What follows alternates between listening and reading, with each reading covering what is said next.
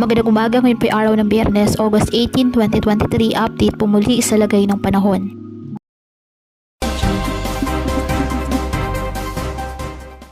Southwest monsoon o habagat nakakaapekto pa rin sa Southern Luzon, Visayas at Mindanao.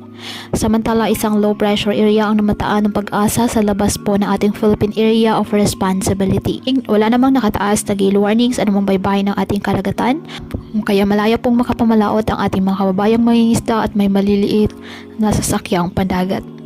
Ngayong araw ang Mindanao, Western Visayas, Central Visayas, Palawan at Southern Leyte, asahan na maulap na halangitan na may kalat-kalat na pag-ulan at thunderstorms dahil po sa habagat.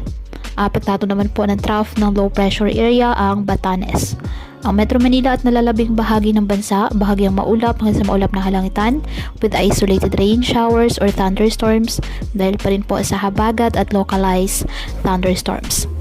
Kaya patuloy po na pinag-iingat ang ating mga kababayan sa mga posibleng pagbaha at pagguho ng lupa lalo na kapag may malalakas na ulan, at ugaliin po na magdala palagi ng payong o kahit anumang pananggas na ulan kapag lalabas ng ating mga tahanan. At yan po muna ang update sa lagay ng panahon ngayong araw.